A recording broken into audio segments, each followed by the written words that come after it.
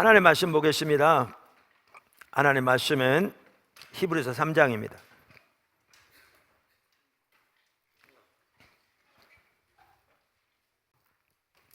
그러므로 성령이 이르신 바와 같이 오늘 너희가 그의 음성을 듣거든 광야에서 시험하던 날에 거역하던 것 같이 너희 마음을 완고하게 하지 말라. 거기서 너희 열조가 나를 시험하고 증험하고 40년 동안 나의 행사를 보았느니라. 그러므로 내가 이 세대에게 노하여 이르기를 그들이 항상 마음이 미혹되어 내 길을 알지 못하는도다 하였고, 내가 노하여 맹세한 바와 같이 그들은 내 안식에 들어오지 못하리라 하였느니라. 형제들아, 너희는 삼가 혹 너희 중에 누가 믿지 아니하는 악한 마음을 품고 살아계신 하나님에게서 떨어질까 조심할 것이요, 오직 오늘이라 일컫는 동안에 매일 피차 권면하여 너희 중에 누구든지 죄의 유혹으로 완고하게 되지 않도록 하라. 우리가 시작할 때 확신한 것을 끝까지 견고히 잡고 있으면 그리스도와 함께 참여한 자가 되리라. 성경에 일렀으되 오늘 너희가 그의 음성을 듣거든 경노하시게 하던 것 같이 너희 마음을 완고하게 하지 말라 하였으니, 듣고 경노하시게 하던 자가 누구냐? 모세를 따라 애굽에서 나온 모든 사람이 아니냐? 또 하나님이 40년 동안 누구에게 노하셨느냐? 그들의 시체가 광야에 엎드러진 범죄한 자들에게가 아니냐? 또 하나님이 누구에게 맹세하사 안식에 들어오지 못하리라 하셨느냐? 곧 순종하지 아니하던 자들에게가 아니냐? 이로 보건대 그들이 믿지 아니함으로 능히 들어가지 못한 것이라. 아멘. 우리가 우리 신앙의 가장 핵심적인 본질적인 부분들을 쭉 주일날 시간에 살펴가고 있습니다. 그러면서 우리 신앙의 본질과 의식의 관계를 살펴보았고요, 우리 신앙의 본질, 가장 중요한 핵심이라고 할 수 있죠. 하나님과 친밀한 교제인데, 하나님과 친밀한 교제는 하나님을 아는 것, 하나님을 사랑하는 것을 의미합니다. 그래서 하나님을 아는 것에 대해서 3주 살펴보았고, 또 하나님을 사랑하는 것에 대해서 2주 살펴보았습니다. 근데 하나님을 아는 것을 위해서 가장 중요한 것이 하나님을 찾는 것입니다. 왜냐하면 성경은 반복적으로 우리가 하나님을 찾으면 하나님을 만나게 될 것이라고 말씀하고 계시기 때문입니다. 바꿔 말하면 하나님은 하나님을 찾는 자에게 하나님 자신을 계시하시기 때문입니다. 문제는 하나님을 찾는다는 말이 무슨 말이냐라는 거죠. 그러니까 그 말의 의미를 올바로 이해하지 못하면 본인은 하나님을 찾는다고 생각하는데 실제로는 전혀 찾고 있지 않기 때문에 성경이 약속한 대로 하나님을 만나지 못하는 거죠. 그러면서도 왜 만나는지 못하는지도 모르는 거죠. 이해를 달리하고 있기 때문에. 사실 제가 이렇게 하나님을 집중적으로 찾아가면서 하나님의 길을 하나하나 이렇게 배워가는데 제 눈에는 뭐가 보이냐면, 외국에 예를 들면 유명한 강사들이 와서 뭐 설교를 한다는 집회에서, 그럼 거기에 많은 목사님들도 성도들도 이렇게 참석했는데, 그분이 말하는 거를 그분은 이런 의미로 얘기하는데 많은 분들이 이런 의미로 듣는 게 보이더라고요. 전혀 다르게. 그러다 보니까 제가 설교할 때 많은 경우에 이 말은 요게 아니고요, 요 말이라니까요, 이렇게 양쪽을 다 설명해야 되니까 이게 시간이 더 많이 걸리고 그러곤 했어요. 한 예를 들면 헨리 블랙가비 목사님이라고 하나님을 경험하는 삶이란 책을 쓴 세계적인 베스트셀러죠. 그분이 영적 리더십이라는 책에서 영적 리더의 정의를 우리말 번역에 의하면 이렇게 번역하고 있거든요. 사람들을 움직여 하나님의 일을 하게 하는 것이다. 자, 그러면 여러분은 이 말을 들을 때 그 말이 어떻게 이해가 되나요? 많은 사람들은 이 말을 딱 읽을 때 어떻게 이해를 하느냐 하면, 사람들을 독려하고 때로는 독초해서 하나님의 일, 주의 일하게 하는 것이다. 이렇게 이해하는 거죠. 그리고 그걸 리더라고 생각하는 거죠.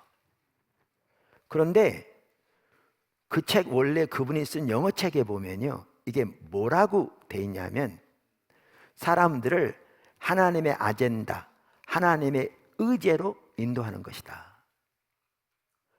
그러면 하나님의 의제로 인도하려면 하나님의 의제가 뭔지를 알아야 되는 거예요.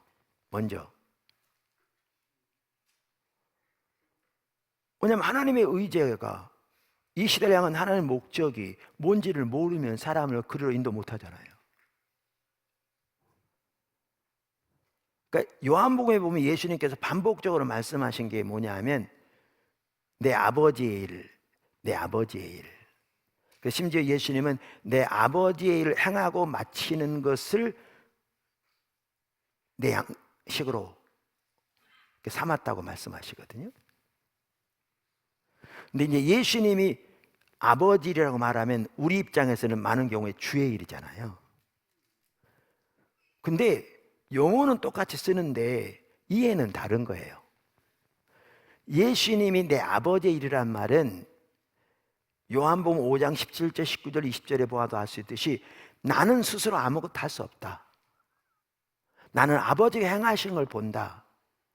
그것을 나도 행한다.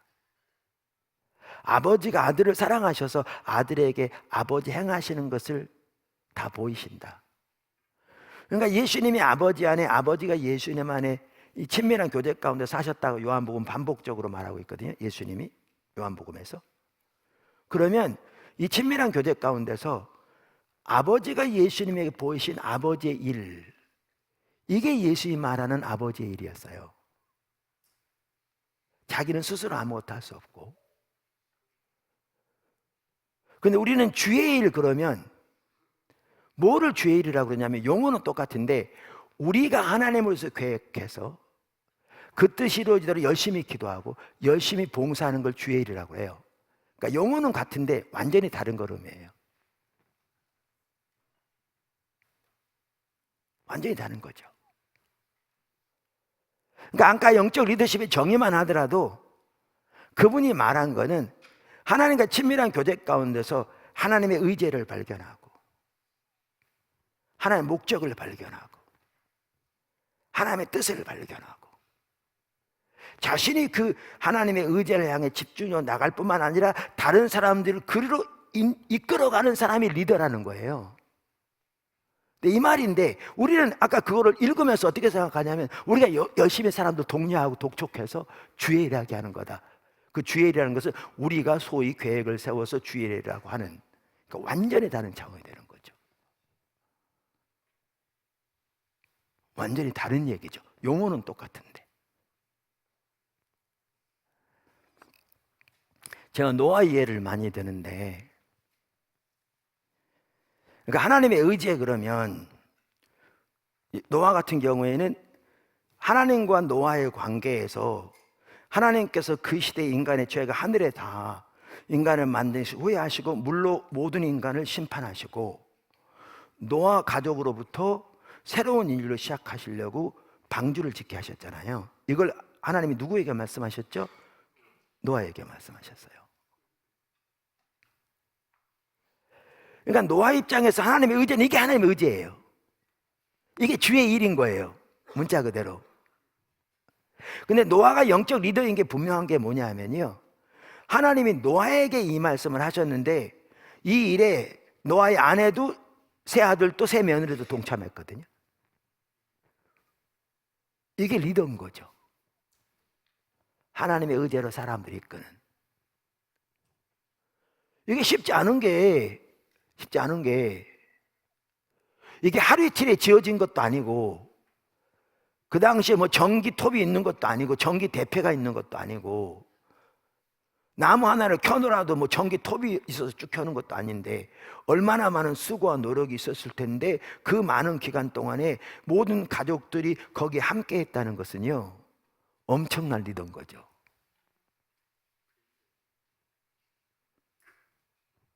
그러니까 이제 아까 헨리 블러카비 목사님이 말한 것도 이게 리더라는 거예요. 근데 동일한 말을 읽으면서 오늘은 완전히 다른 걸 이해하는 거죠. 뭔 말인지 이해하시죠?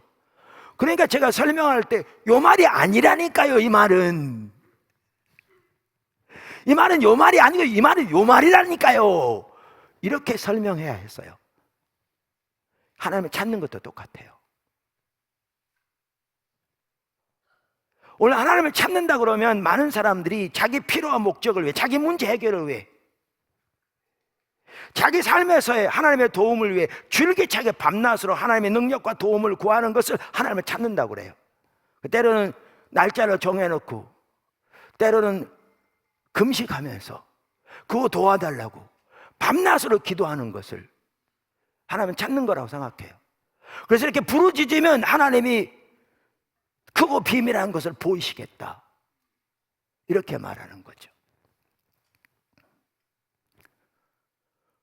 근데 우리가 지난주에 살펴보았듯이 자기 필요와 목적을 위해 구하는 기도 자체가 문제란 말도 아니고 그렇게 기도하란 말도 아닌데, 그것이 성경이 말하는 하나님을 찾는 것은 아니라는 거죠.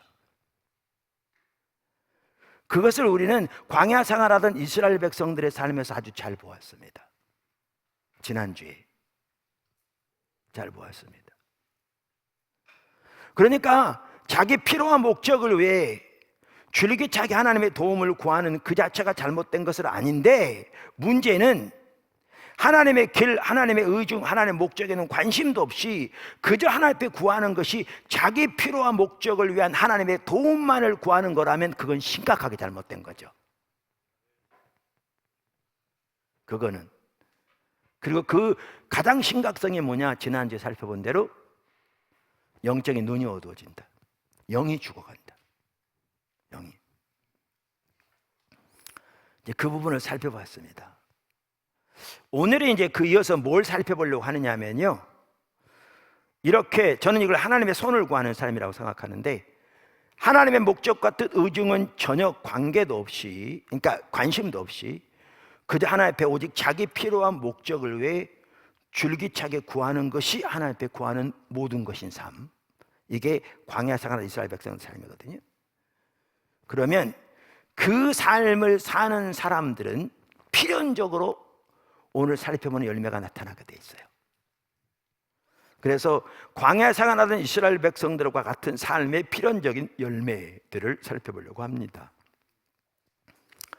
돌배 나무에서는 돌배 열려요. 그런 것처럼 광야 생활하는 이스라엘 백성들과 같은 삶을 살면 필연적으로 반드시 그들의 삶에 맺혔던 열매가 그대로 맺히게 돼 있어요. 하나도 빠짐없이. 이게 무서운 점입니다, 사실은. 그래서 오늘은 그 열매들을 하나씩 살펴보려고 합니다. 사실 오늘 일부 예배 때는 그 반밖에 못 살펴봤어요. 2부 예배 때는 다 살필 수 있기를 소망합니다. 첫째,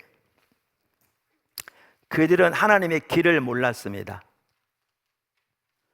그들은 하나님의 길을 몰랐습니다. 그러니까 히브리서 3장에 보면 반복적으로 나오잖아요, 그죠? 자, 9절에 보면 뭐라고 그랬어요?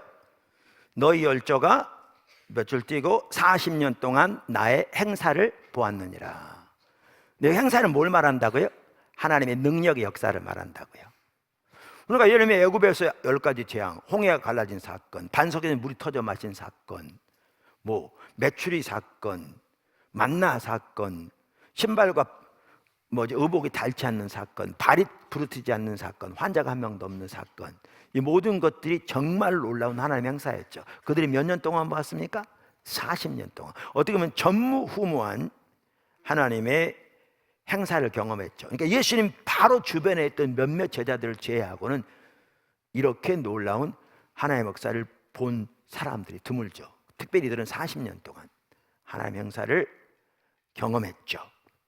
근데 우리가 오늘 본문에서 보아도 알 수 있듯이 10절에 보면 뭐라고 말하냐면, 그들이 항상 마음이 미혹되어 내 길을 알지 못한다. 그러니까 그들의 전형적인 특징이 뭐냐면요, 하나님의 길을 몰랐다는 것입니다. 하나님의 길을 몰랐다는 것입니다. 여기에서 말하는 하나님의 길은 그들을 향한 하나님의 뜻과 목적, 그 시대를 향한 하나님의 계획 등 전반적인 하나님의 뜻을 의미합니다. 그러니까 히브리서 3장은 우리가 지난주에 살펴본 것처럼 시편 95편 7절에서 11절을 인용하고 있잖아요. 근데 페투라 주석이 시편 95편 10절에 나오는 이 하나님의 길이라는 단어에 대해서 이렇게 말합니다. 한편 이 도란 말이 길도자입니다. 그러니까 우리말에 도라고 번역되는데 가르고 데레크, 그러니까 히브리어로 도란 말은 데레크란 단어다. 데레크의 문자적 의미는 길, 도로이며 여기서는 하나님의 말씀을 통해 계시된 지침 혹은 보다 포괄적으로는 하나님의 뜻을 의미한다고 볼 수 있다. 저와 같은 맥락이죠. 시편 103편 7절에 보면 우리가 지난주 살펴봤는데 하나님께서 모세에게는 하나님의 길을, 이스라엘 백성들은 행사를 보이셨다 그랬잖아요. 그 구절에 대해서 거기 나오는 그 길에 대한 동일한 주석은 이렇게 말합니다. 행위, 우리말에 행위라고 번역된 단어, 이게 길이란 뜻이라잖아요. 행위, 가르고 데라키. 본 용어 자체는 어떤 일을 행하시는 하나님의 방법이나 의도,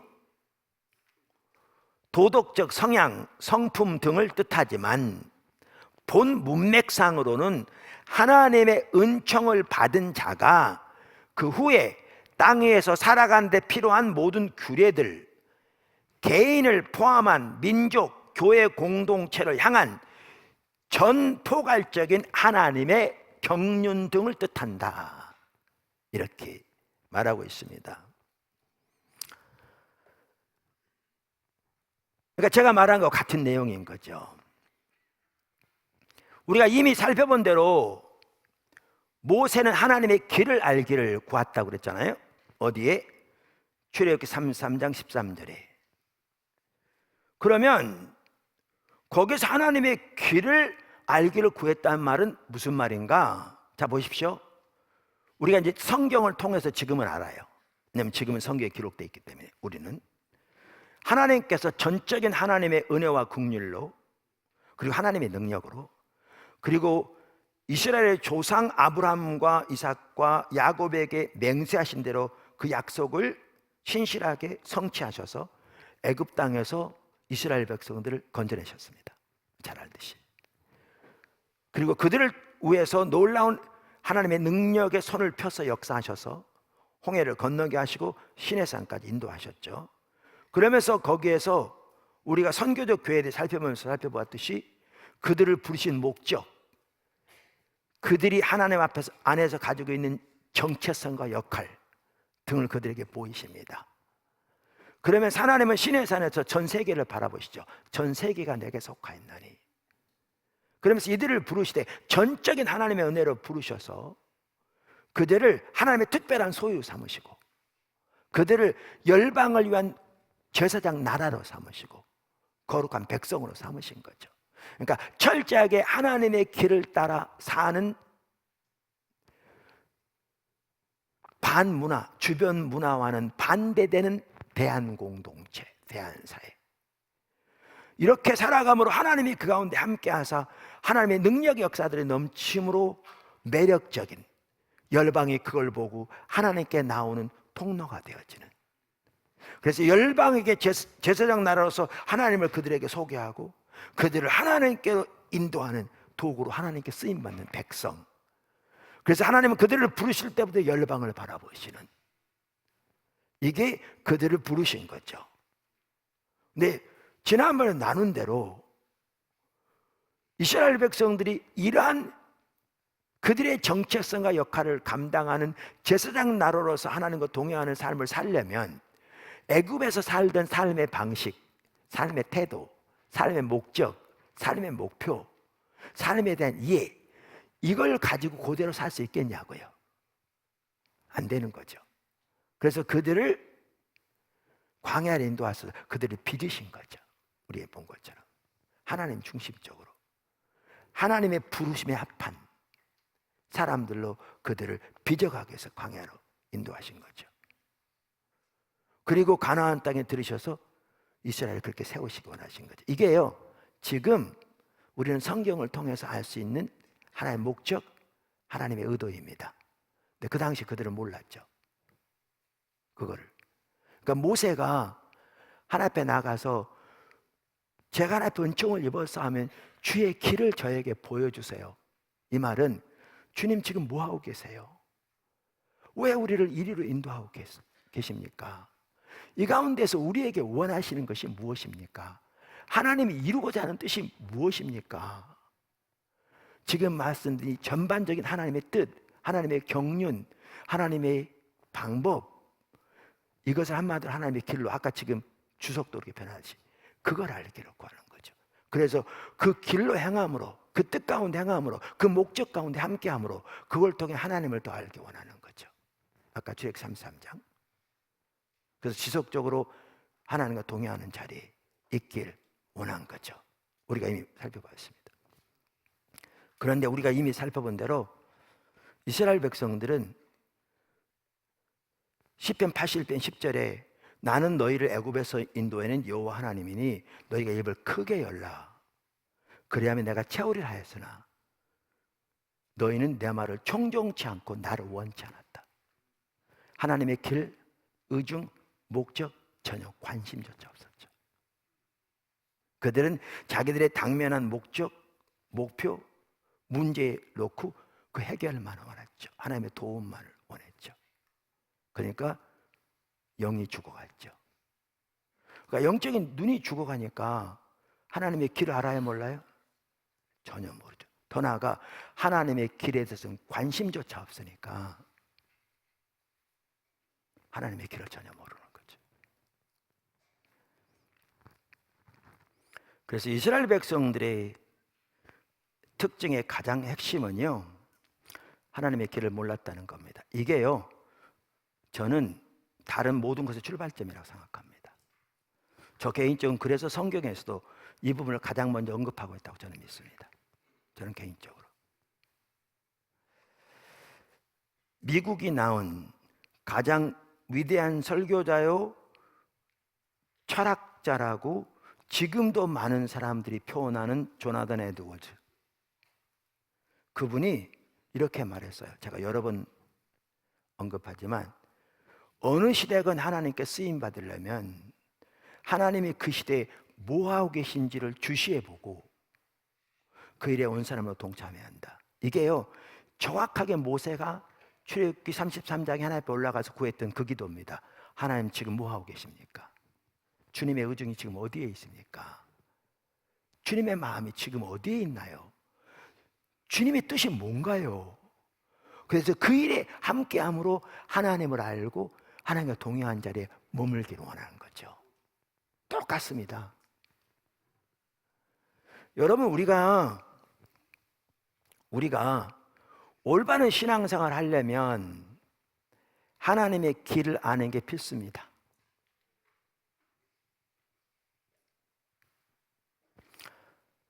이기수 목사님이 가끔 그 얘기하는데, 오른다리에 가려운데 왼다리에 긁으면 효과가 있겠냐고. 무슨 말이냐면 하나님의 목적과 뜻은 지금 여기에 있는데 우리가 여기 가서 하나님 위해서 일한다고 열심히 일하면 효과가 있겠냐고, 의미가 있겠냐고 그 말이죠. 여러분, 하나님을 경험하는 사람이라는 책을 보면 그 밴쿠버에서 세계 엑스포가 열렸을 때 그 지방에서 이제 엑스포로 인해서 세계에서 몰려드는 관광객들을 위해 전도하기 위해서 프로그램을 진행했던 그 예가 나와요. 그러면서 거기 어떤 예가 나오냐 하면 뜬금없는 노아 예가 나와요. 그래서 노아 시대에 하나님의 계획은 인류의 죄로 인해 모든 인류를 심판하고 새롭게 시작하려고 하신 거였는데, 그때 그러한 하나님의 뜻을 모르고 집집마다 다니며 전도했다면 무슨 의미가 있겠냐, 그런 얘기가 나와요. 그러니까 거기 보시면 이 말은 인류가 곧 멸망할지도 모른다, 그걸 말하는 게 아니라 전도하는 건 좋은데 하나님의 뜻이 지금 어디 있는지, 하나님의 마음이 지금 어디에 있는지 그걸 알기 원한 거죠. 그걸 알기 원한 거죠.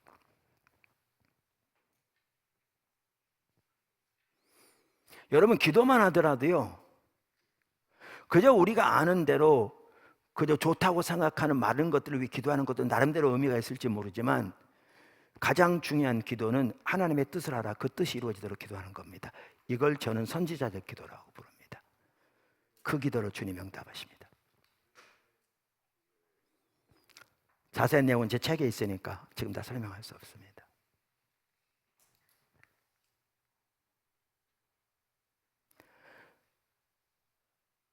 여러분, 바리새인들 보세요. 바리새인들 우리가 잘 아는 대로 성경에 누구보다 뛰어났고요, 성경적 지식에. 그리고 그들의 교리는 정통적이었습니다. 그러나 그들은 철저하게 영적으로 눈멀어 있었고요. 마태복음 13장 14절 15절, 그 시대를 향한 하나님의 계획과 뜻과 비전을 전혀 알지 못했습니다. 마태복음 16장 3절, 다시 말하면 하나님의 길을 몰랐습니다.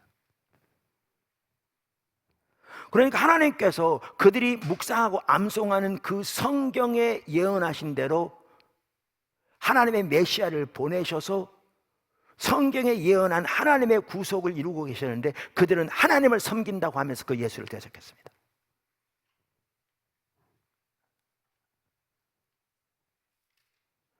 그러니까 예수님께서 너희는 날씨는 분별할 줄 알면서 시대의 표적은 분별할지 모른다, 이렇게 말씀하신 거죠.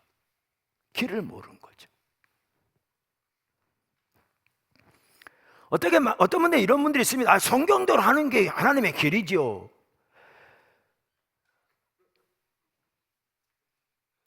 자, 보실래요? 무슨 성경에 전달해서 전도해야 합니다. 기회가 있든지 없든지. 굳이 하라고 했으니까 굳이 해야 합니다. 기회가 있든지 없든지. 근데 여러분 잘 들으십시오. 아까 말한 헨리 블랙카비 목사님이 또 뭐라고 그랬냐면, 제가 동의하기 때문에 언급하는 겁니다. 최선의 것의 가장 큰 적은 좋은 것이다. 최선의 것의 가장 큰 적은 나쁜 게 아니고요, 좋은 거예요. 그 말이 뭔 말이냐면, 나쁜 것은 잘못된 건지 금방 알아요. 근데 문제는 좋은 건데, 최선의 것은 하나님의 뜻을 알아, 하나님의 길을 알아, 거기 함께하는 게 최선인데, 하나님의 의중 뜻은 모르고 하나님은 지금 오른다리가 가려운데 나름대로 하나님을 위한 좋은 거라고 왼다리 긁고 있는 게 좋은 겁니다. 그게 최선의 가장 큰 적이라는 거죠. 제가 구체적인 예를 들게요. 자, 성경에 보면 사도행전 13장에 안디옥 교회 얘기가 나오죠. 할렐루야. 거기에 보면 바울과 바나바가 성도들을 가르치면서 하나님께서 너무나 놀랍게 함께 하셔서 그때부터 예수 믿는 사람들을 안 믿는 사람들이 크리스찬이라 부르는, 작은 그리스도라 그 뜻인가요? 그들의 삶을 보고, 그리고 믿는 자가 놀랍게 더해갔어요. 자, 이런 상황에서 예수님께서 승천하시면서 주신 대임 중에 우리 양육에 살펴봤듯이 양육이 들어갑니까 안 들어갑니까? 들어가잖아요. 성도를 전도하고 양육하고 놀라운 열매가 있고 귀한 일이죠. 근데 오늘날 너무나 많은 사람이 하는 것처럼 성경대로 하면 되죠, 예수님이 그렇게 양육하라고 그랬고 전도하라고 그랬는데 이게 잘 되고 있는데, 이거 그랬더라면 소아시아와 유럽 전체는 복음화되지 않았을 텐데요.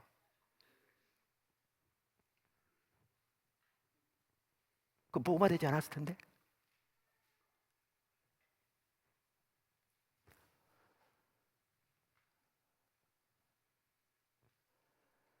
우리가 앞으로 살펴보겠지만 은혜에 의한 삶을 살펴보면요, 안디옥 교회가 세워진 것도 하나님의 은혜가 함께 있기 때문에 세워졌어요. 거기는 예루살렘에서 파송된 어떤 대표성을 가진 사람들의 교회가 세워진 게 아니고 일반 성도들이 그냥 사람들에게 복음을 전해서, 그것도 이방인들에게 복음을 전해서 놀라웠게 하나님의 손은 하나님의 능력 역사를 가리킵니다. 사도행전 누가복음을 보면 함께해서 사람들이 주님께 돌아오고 교회가 세워진 거예요. 아마 내가 보기에는 전했던 사람이 제일 놀랐을 거예요. 이야, 말이 있을 거예요.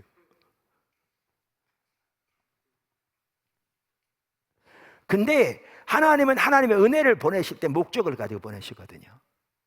그 당시 어느 누구도 상상하지 못했을 하나님의 계획이 뭐였냐면, 자 보시면 성경에 안디옥에까지 이르러 복음을 전했다고 그랬거든요. 까지. 예루살렘이 여기 있으면요, 한참 올라가면 갈릴리가 있고 한참 올라가야 안디옥이 있어요. 그러니까 우리나라 말하면 서울에서 부산과 같은데요, 그 끝 같은데, 인식에. 그러니까 안디옥에까지 이렇게 돼 있어요. 근데 하나님의 계획에는 안디옥은 출발점에 불과해요. 그 소아시아 전체, 유럽에까지 복음을 전할 계획을 가지고 그 목적을 위한 전초기지로 안디옥 교회를 삼기 위해서 은혜를 보내신 거예요. 그리고 하나님이 안디옥 교회 바울과 바나바를 따로 세우라고 그랬어요.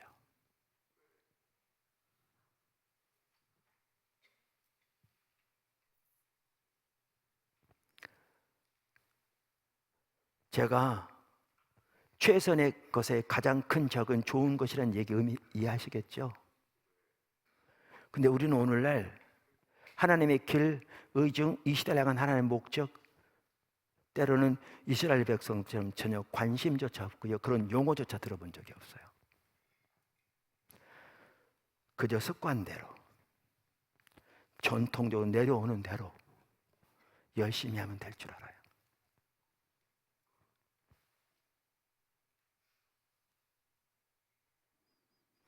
가장 큰 문제는 모세가 그랬던 것처럼 그렇게 하나님의 길, 의중을 알기를 열망하는 자세부터가 없어요.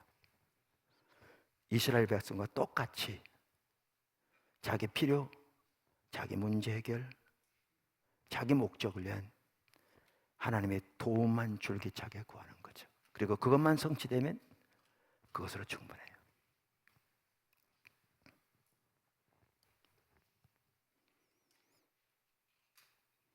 여러분, 오늘날 한국교회 성도들 같은 경우에 어떻다고 생각하십니까?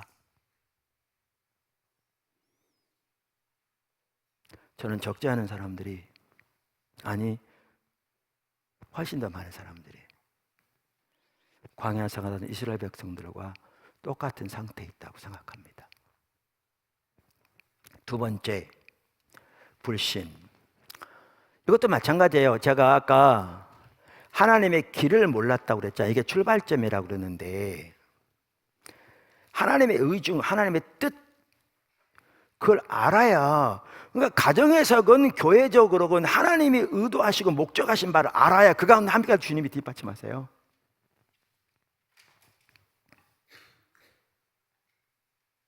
그리고 그걸 통해 하나님을 또 알게 돼요. 모세처럼, 조나단 에드워즈가 말한 것처럼. 근데 하나님의 길을 모르니까 하나님을 아는 건 가능하지 않아요. 그러니까 하나님을 모르니까 불신은 자동적인 결과예요. 불신은 자동적인 결과예요. 여러분, 광야 생활하던 이스라엘 백성들을 생각하면 가장 먼저 떠오르는 게 뭡니까? 불신이죠. 왜냐하면 성경이 많이 말하고 있잖아요. 그리고 그런 설교 많이 들었잖아요. 그래서 히브리서 3장만 하더라도 오늘 읽은 본문 말씀 12절 19절에 보면 그들이 불신으로 인해 하나님에서 떨어졌다 이렇게 돼 있어요. 약속의 땅에 들어가지 못했다 이렇게 돼 있어요. 그리고 불신을 악한 마음이라고 표현하고 있어요. 근데 우리는 이것도 이렇게 생각합니다. 어떤 목사님들이 이렇게 설교하죠. 광야 생활 이스라엘 백성들은 하나님을 믿지 않았습니다. 불신은 죄악입니다. 그래서 성경은 악한 마음이라고 표현하고 있습니다. 그래서 저들은 가나안 땅에 못 들어갔습니다. 우리 하나님을 믿어야 합니다. 믿음이 중요합니다. 여러분, 하나님 믿으십니까? 그럼 아멘 그러죠. 왜요? 하나님 믿으니까 교회 나왔지.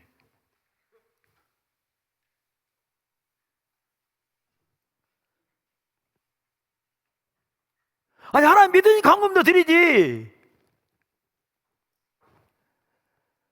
그냥 우리는 우리가 하나님을 믿는다고 생각하니까 성경이 이스라엘 백성들에 대해서 불신으로 하나님을 거역했다는 걸 보면서 저들이 타락했구나 이렇게 생각할지언정 저들이 모습이 우리 모습이라는 걸 상상도 안 하는 거예요. 왜? 우리 하나님 믿으니까. 근데 그러느냐는 거예요. 진짜로. 그러면 우리는 뭘 보아야 되냐면요, 하나님이 그들에게 불신에 대해서 강력하게 말씀하고 계신데 하나님이 그들의 어떤 행동을 두고 그렇게 말씀한지를 봐야 돼요, 성경에서. 그래야 그게 우리는 안 그런지 우리도 그런지 그걸 볼 수 있죠. 아멘. 그래서 그걸 잘 볼 수 있는 구절이 어디냐면요, 그 중에 하나가 시편 78편입니다. 시편 78편 12절부터 보겠습니다. 옛적에 하나님이 애굽 땅 소환들에서 귀한 일을 그들의 조상들의 목전에서 행하셨으되. 애굽 땅 소환들은 어딘지 아시죠? 이스라엘 백성들이 애굽에 거할 때 그들이 살던 지역 이름이 소환이에요. 그러니까 여기서 보면 애굽에서 소환들에 있을 때 기이한 일을 행하셨다는 말은 애굽에서 하나님이 행하신 10가지 재앙을 말해요. 어마어마한 재앙들이잖아요. 마지막 재앙이 애굽의 모든 장자가 다 목숨을 잃을 때 하나님 명령에 순종해서 그대로 한 이스라엘 백성들은 단 한 명도 장자가 목숨을 잃지 않았잖아요. 어마어마한 기적.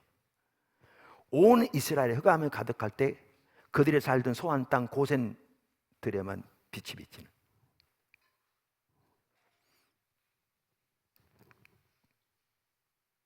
어떻게 그럴 수가 있나? 제가 한번 남아프리카 공화국에 사역을 갔는데, 여러 번 갔죠. 그 선교사님이 그 얘기 해주더라고요. 한 번은 어디 사역을 나갔는데 갑자기 소나기 쏟아지니까, 그런 소나기가 갑자기 쏟아지잖아요. 그래서 빨래를 널어놓고 와가지고 돌아왔대요, 급하게. 오는데 자기 집 쪽에 빛이 비치는 것 같더래요. 와서 보니까 저도 그 집 가봤는데 세 집이 나란히 있어요.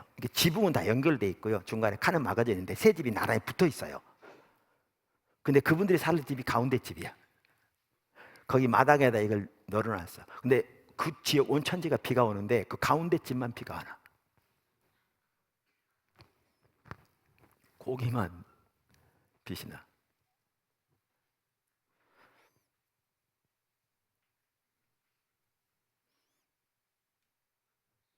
하나님께서 고센 땅에서 그렇게 하셨어요.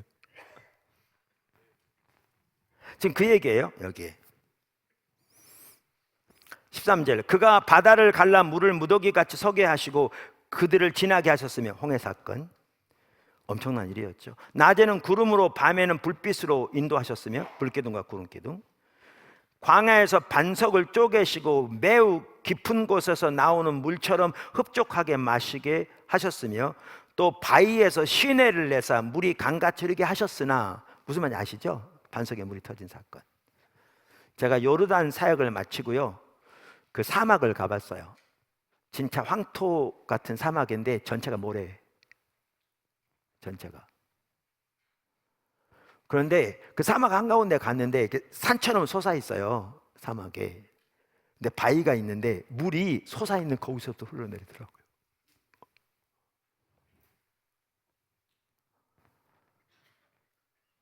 제가 그걸 보면서 반석이 터져서 물이 솟았다는 게 이게 무슨 말인지 이해될 것 같더라고요. 수맥이 그 아래 연결된 사람이 그걸 터뜨려가지고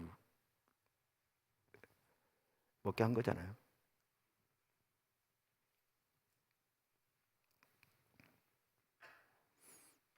하셨으나 17절, 그들은 하나님께 범죄하여. 뭐하여? 범죄하여 메마른 땅에서 지존자를 어떻게 하였도다? 배반하였도다. 그들이 그들의 탐욕대로 음식을 구하여 그들의 심중에 이르기를 하나님을 시험하였으며. 그러니까 히브리서에도 또 여러 곳에도 그들이 하나님을 시험했다 이렇게 말하고 있잖아요. 이제 그 말이 무슨 뜻인지 오늘 여기 나옵니다. 하나님을 시험하였으며.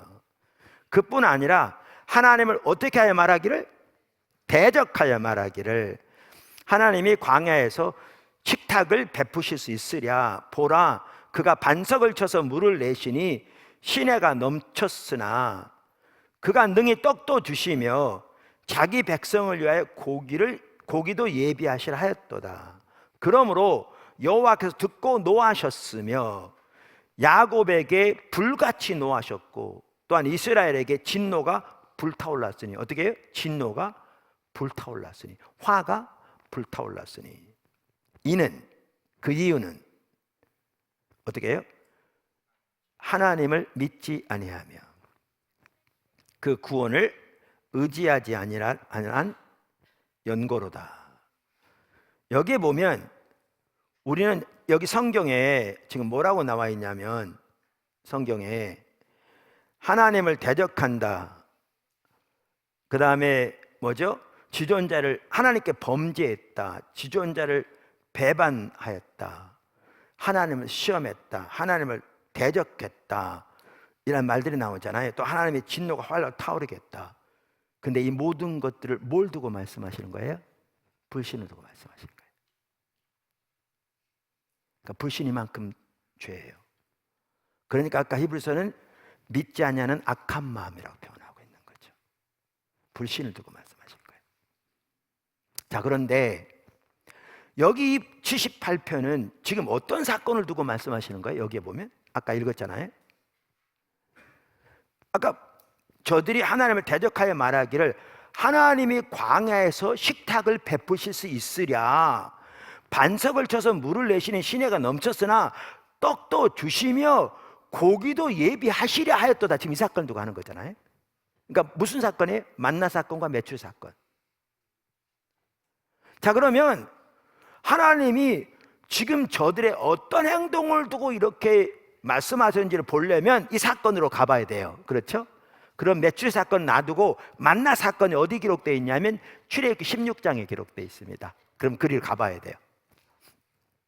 자, 그럼 출애굽기 16장으로 가면요, 여러분 출애굽기 14장에 무슨 내용이 있죠? 14장에 홍해 사건이 나옵니다. 다 죽게 생겼었죠. 그러니까 다시 원망하고 불평했죠. 그런데 홍해가 갈라졌죠. 그리고 이제 건너는데 저들이 쫓아오는데 하나님이 불기둥으로 그 막으셔서 가까이는 못 왔지만 얼마나 두려웠겠어요. 근데 다 건너고 나니까 불기둥이 들리고 저들이 쫓아와서 홍해에 들어왔을 때 물이 합해져서 그들이 보는 앞에서 다 몰살당했어요.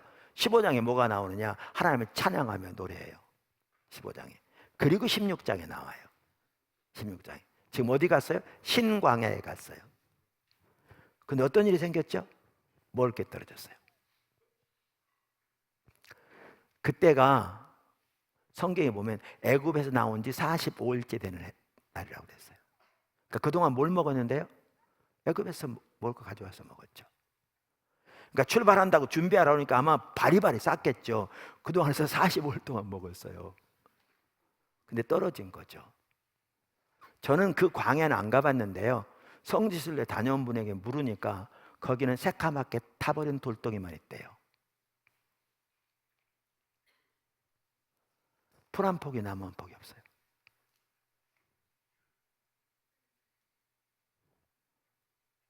이스라엘 전갈, 뱀 한두 마리 있겠죠. 60만 장정만 지나가고 있어요.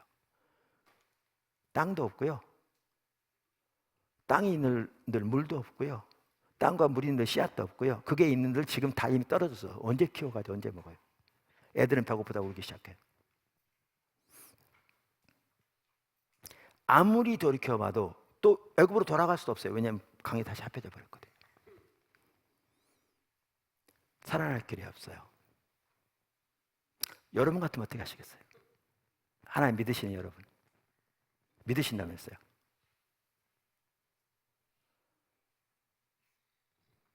그들이 어떻게 했냐고요? 그게 출애굽기 16장 2절 3절에 나와요. 성경은 이렇게 말합니다. 2절 3절, 이스라엘 자손 온 회중이 그 광야에서 모세와 아론을 원망하여 이스라엘 자손이 그들에게 이르되, 자, 우선 한 가지 좀 간단히 언급하고 넘어가면, 여러분, 이번 사건뿐만 아니라 계속 반복되는 사건에서 성경은 그들이 하나님을 원망했단 말은 안 써 있어요. 누구를 원망했죠? 모세와 아론. 근데 구약 성경뿐만 아니라 신약 성경 봐도 하나님은 그들이 하나님을 원망했다고 받아들이세요. 반복적으로. 그럼 어떤 분은 이럴 수 있어요. 목회자가 이스라엘 백성들이 모세와 아론을 원망했는데 하나님은 하나님을 원망한 걸로 받아들였습니다. 나는 주의 종인데 여러분이 나를 원망하면 하나님을 원망하는 겁니다. 그럴 수 있어요. 타락한 거죠. 이 구절은 그 구절이 아니에요. 근데 이거는 분명해요. 모세와 아론이 지금 누구의 인도를 따라가고 있죠? 모세와 아론이 지금 누구의 인도를 따라가고 있어요? 하나님의 인도를 따라가고 있어요. 그러니까 그 하나님의 인도하심을 전혀 깨닫지 못하고 모세와 아론을 원망한 것은 실제로 하나님을 원망하는 거였어요.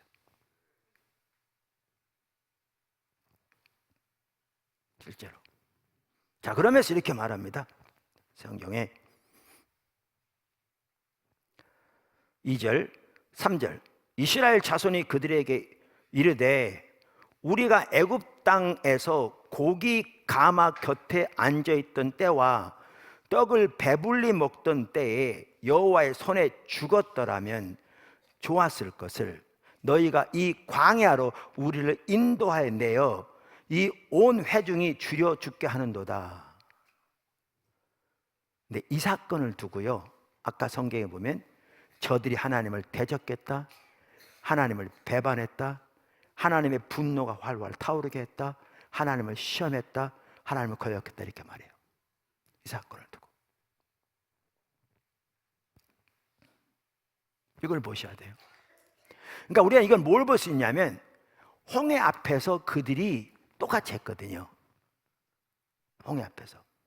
그럼 그때에도 그들은 이 성경 구절을 보면 똑같이 하나님을 대적하고 하나님을 배반하고 하나님을 거역하고 하나님 분노 활활 타오르게 하고 하나님을 시험했던 것을 하나님의 관점에서는 볼 수 있어요.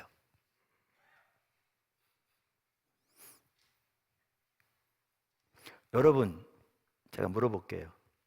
이거 성경에 안 나와 있는 얘기예요. 이스라엘 백성들이 하나님을 반복적으로 이렇게 분노했다고 성경에 써 있는데 이스라엘 백성들은 자기들이 그렇게 하고 있는 걸 알았을까요? 이건 성경에 안 나와요. 알았을까요? 저는 그들이 몰랐다고 생각합니다. 그건 제 생각이에요. 성경에는 가부간에 안 나와 있어요. 왜 그렇게 생각하느냐?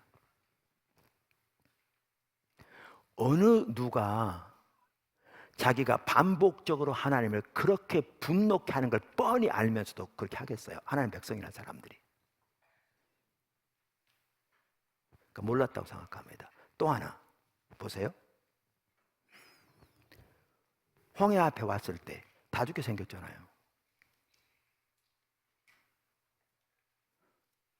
그러니까 그들이 그렇게 행동하는 것은 당연하다고 생각했겠죠. 그럼 이 상황에서 어떻게 하란 말이야? 그러면 다 죽게 생겼는데 누가 애굽에서 건져내라고 그랬어? 아니 왜 건져내다가 여기 데려다 여기서 죽이느냐고. 아, 애굽에 매장지가 없어 여기다 데려다 여기서 죽게 만드냐고. 그렇게 말하는 게 당연한 것처럼 보이는 거죠. 그거 당연히 그렇게 말했어요. 근데 이걸 하나님은 아까 그렇게 심각하게 말씀하시는 거죠. 그럼 왜 하나님은 이렇게 말씀하시는데요? 왜 하나님이 이렇게 말씀하시는데요? 하나님은 애굽에서 예를 들면 10가지 재앙을 통해서 아까 말씀드린 대로 하나님이 전능하신 하나님이며 이스라엘 하나님께서 이미 보이셨어요. 이미 보이셨어요. 그리고 그들을 빚어가기 위해 광야를 인도하셨어요. 왜 그럼 그들을 빚으시기 위해서 광야를 인도하셨죠? 하나님이 우리의 믿음을 시험하시고 우리의 믿음이 자라게 하시려면 하나님 외에는 의지할 것이 없는 데로 가봐야 알아요. 예를 우리 오늘날 내가 사업하는 사람인데 이달 말까지 2주 남았어요. 2주 동안 10억이 안 채워지면 완전히 부도나. 그래서 그동안 쌓았던 모든 것들이 다 날아가게 생겼어요. 집이고 뭐고 다 날아가고 완전히 길거리 나게 생겼어요. 자, 그런데 큰일 났잖아요. 기도하죠. 때는 금식하면서 또 주변에 알리고. 그러면 생각하는 거예요. 내 친구가 은행 시험장인데 걔한테 10억만 좀 대출해 주려고 그럴까? 우리 형이 사업을 크게 하는데 10억만 좀 꿔달라고 그럴까? 이렇게. 근데 이게 있는 동안에는 믿습니다. 그래요. 채울 수 믿습니다. 주변에서 같이 기도하도 예, 하나님 도와주실 겁니다. 같이 기도해 주세요. 근데 하나씩 가봤더니 안 된대. 은행 대출 전혀 요즘 할 수가 없다고 그러고 형도 지금 자기가 큰일 나게 생겼대. 안 된대. 그럼 이게 다 무너질 때 그 다음 어떻게 하는데요? 거기 가봐야 그 사람이 하나님 믿는지 안 믿는지 드러나요. 거기 가봐요. 우리가 지난주에 살펴본 것처럼 광야 생활은 하나님이 저들을 시험하는 거라고 그랬잖아요. 하나님이 그들을 시험하는 거예요. 이 시험은 테스트의 의미도 있지만 훈련의 의미도 있어요. 한편으로는 그들이 하나님 믿는지 시험하는 거고요. 두 번째는 이걸 통해서 그들의 믿음을 훈련시키시는 거예요. 빚으시는 거예요. 근데 하나님 외에 의지할 것이 없는데 가봐야 그들이 하나님을 진짜로 믿는지 안 믿는지가 드러나게 돼 있어요. 근데 광야는 하나님 외에 의지할 것이 없는 데예요. 이게 다 무너진 거죠.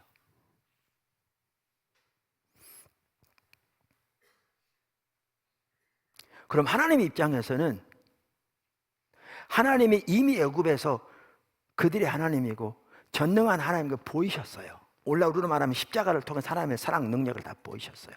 부활을 통해서. 예수님의 부활도.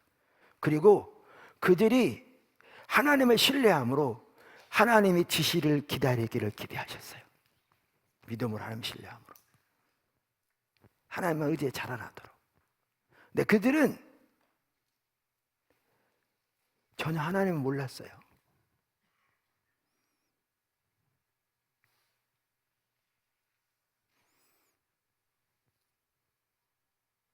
뭔 말이냐고요? 여러분 출애굽기 32장에서 금송아지 만들잖아요.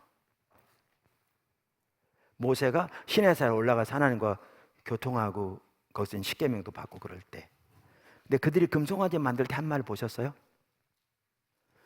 우리를 애굽에서 인도해낸 모세가 어찌된 줄 알지 못하니 우리를 인도할 신을 만들자. 그들은 그 어마어마한 기억, 어마어마한 능력, 어마어마한 역사, 홍해까지 그들은 이제 이 만나 사건까지 다 보고서도 지금까지도 그들은 하나님을 전혀 못 보고 있어요.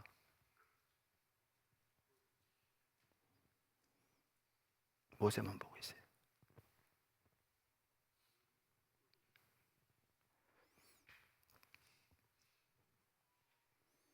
그러니까 출애굽기 33장에 보면 하나님께서 얼마나 분노하셨으면 그러세요. 모세에게 네가 애굽에서 인도해낸 네 백성 데리고 가나안 땅 올라가라. 내가 천사를 앞서 보내요. 그 땅 차지하게 하겠지만 나는 안 가겠다. 그랬더니 모세가 또 그래요. 하나님 저들은 하나님의 애굽에서 인도한 하나님의 백성입니다. 둘이 서로 싸우는 것 같아요. 하나님은 그들은 네가 인도한 네 백성이라고 그러고 모세는 아니요 저들은 하나님이 인도하신 하나님의 백성입니다라고 둘이 싸우는 것 같아요. 하나님 왜 그렇게 하셨겠어요? 그 어마어마한 능력 역사를 보고도 그들은 지금도 하나님 못 보고 있어요. 사람만 보고 있어요.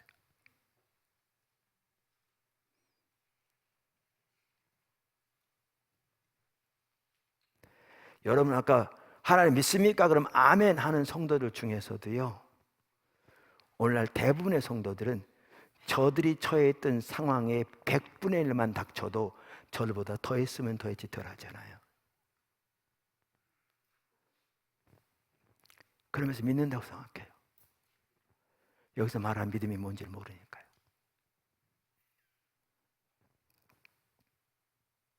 그러니까 그들은 저는 몰랐다고 생각해요. 왜? 이상한 닥쳤는데 안 그랬으면 누가 있어 그렇게 생각했겠죠. 그리고 그들은 하나님이 지금 어떤 일을 하고 계신지 하나님 전혀 알지 못하고 하나님의 의도를 전혀 알지 못하고 알고자 하는 마음조차 없으니까 그들의 신앙은 온갖 환경에만 달려 있으니까, 그리고 그렇게 원망하고 불평하고 부르짖고 났더니 그 다음 순간에 곧바로 홍해가 갈라진 거잖아요. 그러니까 하나님이 자기들을 사랑한다고 생각했겠죠. 사랑한 건 맞죠. 문제는 그들이 하나님 사랑 안에 머물진 않았죠. 그러니까 몰랐다고 저는 생각해요.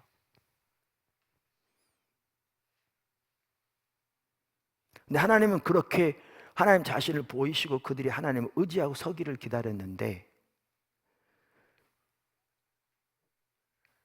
그러니까 그 전에 제가 이걸 설명드려야 돼요. 홍해 갈라진 뒤에 성경은 뭐라고 되어 있냐면 저들이 하나님의 말씀을 믿고 그 찬송을 불렀다고 그랬거든요. 실제로 그 찬송은 15장에 나와요. 출애굽기. 그럼 여기 믿었다고 되어 있는데 이 믿음이 진짜 믿음이면 저들은 불신의 대명사는 아닐 거잖아요. 그럼 믿음은 뭔데요? 이걸 보면 뭐라 할 수 있냐면요, 이스라엘 백성들의 믿음은 환경에 의존한 믿음이었어요. 그러니까 환경이 잘 되면 믿습니다. 아멘. 환경이 어려우면 원망 불평. 그러니까 실제로 그들은 하나님 믿는 게 아니었어요. 그들은 환경을 믿었어요. 오늘날 대부분의 성도들이 똑같아요. 그러면 여러분 이럴 수 있어요. 이럴 수 있어요.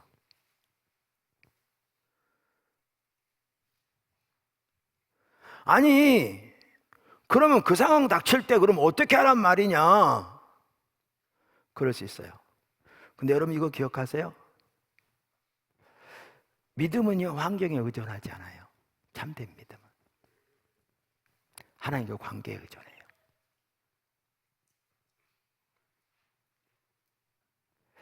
환경에 의존하는 건 참된 믿음이 아니에요.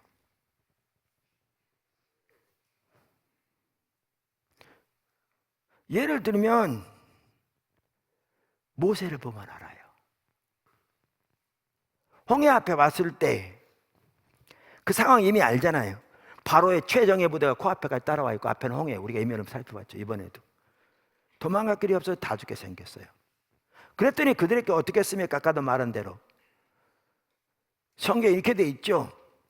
10절에 그걸 본즉 이스라엘 자손이 심히 두려워하여 여호와께 부르짖고 그들이 또 모세에게 이르되 애굽에 매장지가 없어 당신이 우리를 이끌어내어 이 광야에서 죽게 하느냐? 어찌하여 당신이 우리를 애굽에서 이끌어내어 우리에게 이같이 하느냐? 우리가 애굽에서 당신에게 이런 말이 이것이 아니냐? 이러기를 우리를 내버려 두라. 우리가 애굽 사람은 섬길 것이라 하지 아니하더냐? 애굽 사람은 섬기는 것이 광야에서 죽는 것보다 낫겠다.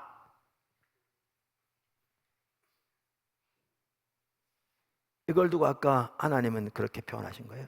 근데 그 똑같은 상황에서 여러분 집에 쌀 떨어지면 똑같이 먹을 게 없어도 자녀가 어렵습니까? 부모가 어렵습니까? 부모 금방 알죠. 교회 문제 생겨도 여러분보다 제가 더 어려워요. 하나님의 교회인데. 그러면 모세가 이스라엘 백성들을 하나님의 인도를 따라 200만 명이 이끌고 있는데 그 홍해 앞에 왔는데 이스라엘 백성이 더 적겠습니까? 모세가 더 적겠습니까? 만약에 이스라엘 백성들이 그 애굽 군대에게 잡힌다면 이스라엘 사람들 중에 일부는 죽임을 당할지 모르지만 나머지는 다시 끌려가서 종살이 하겠죠. 근데 모세의 가족은 능지처참당하겠죠. 사지가 찢겨 죽겠죠. 그러니까 똑같은 상황에 있는데 그 책임감뿐만 아니라 그 모든 면에서 또 상황에서 모세가 훨씬 어려웠죠. 근데 모세는 어떻게 한 줄 아세요? 홍해 앞에서 다 아시잖아요. 성경 이렇게 말합니다. 죽는 것보다 낫겠노라 아까 그랬더니 13절 모세가 백성에게 이르되 너희는 두려워하지 말고 가만히 서서 여호와께서 오늘 너희를 위하여 행하시는 구원을 보라. 너희가 오늘 본 애굽 사람을 영원히 다시 보지 아니하리라. 여호와께서 너희를 위하여 싸우시리니 너희는 가만히 있을지어다. 보세요. 똑같은 상황인데 훨씬 어려운데 완전히 다르죠. 왜 이게 가능한 줄 아세요? 많은 사람들은 이걸 잘못 생각하는 것 같더라고요. 모세가 배짱이 좋은 줄 알아요. 믿음의 사람은 이렇게 배짱이 있어야지. 목숨이 뭐해도 모세처럼 해보세요. 자기 되나? 배짱 가지고 안 됩니다. 그럼 왜 이게 가능했고요? 믿음은 하나님과 관계에 달려 있습니다. 하나님께서 모세에게 어떻게 진치라고 말하고 난 다음에 저들이 쫓아갈 걸 말씀하시고 그들을 통해 영광 받으실 걸 말씀하셨습니다. 문제는 뭐냐 하면 아무리 하나님이 말씀하셔서 그 상황 닥쳤을 때 눈에 보이는 증거 아무것도 없는데 하나님 말을 믿음으로 의지하여 서는 것은 이건 완전히 다른 차원입니다. 근데 그 믿음도 자라나게 돼 있습니다. 제가 믿음의 삶 다루면서 다루는데 자 보세요. 하나님 모세를 불러가지고 맨 처음부터 세상을 딱 만들어놨으면요 저는 모세를 못했을 까 생각합니다. 근데 하나님께서 모세를 키워가시고 어떻게 키워가시는지 아시죠? 시내산에서 하나님 나타나셨어요. 가시나무 떨게 타는데 안 타. 가까이 가 하나님의 음성이 들려. 이 땅 거룩한 내 신발을 벗으라고. 그러면서 하나님의 계획을 알리세요. 그러면서 모세가 주저하니까 손에 있는 지팡이 그 뭐냐? 던지라고 그래요. 하나님이 나한테 지팡이 던지라고 나 던질 수 있어요. 여러분 못 하시겠어요? 다 뱀이 됐어. 얼마나 놀랐겠어요? 다시 잡으래. 그것도 꼬리를. 뱀을 꼬리 잡으면 물릴 수 있어요. 우리 같은 사람 못해요. 근데 모세는 문제 없었어요. 왜냐하면 광야에서 40년을 살았어요. 우리도 시골에서 어렸을 때는요 뱀 잡아 이거 많이 했어요. 모세는 40년을 광야에 살았기 때문에 그 어려움 없었어요. 잡으니까 지팡이 됐어요. 뭐 손 넣으니까 빼니까 문둥병 허옇게 다시 넣으니까 자 모세를 애굽 땅에 보냅니다. 갔더니 제일 먼저 장로를 찾아가래요. 찾아가서 이렇게 하나님 건져내실 거라고 말하라 그래요. 말했어요. 그 다음에 이거 던지래요. 이게 다른 차원이에요. 아까 산에서 그냥 던지는 건 괜찮아. 그냥 땡그랑 떨어지면 어때? 아무도 안 보는데. 근데 장로들 앞에 이스라엘 장로 앞에 세워놓고 하나님이 이들을 건져낼 거라고 말하면서 자기를 보낸 징표로 이걸 던지는 거예요. 완전 다른 차원이에요. 근데 한편 쉬워요. 해봤거든요. 그 던졌죠. 그랬더니 뱀이 돼서 또 그 다음에 모세를 어떻게 한 줄 아세요? 바로 앞에 보내. 그러면서 내 백성 내놓으래. 그러면서 던지래. 이건 또 다른 차원이에요. 장로들 앞에서 던졌는데 땡그랑 그냥 떨어졌어요. 그럼 온갖 창피 멸시 다 하고 그냥 떠나면 돼. 근데 바로 앞에 그래 땡그랑 떨어지면 바로 목 날아가는데.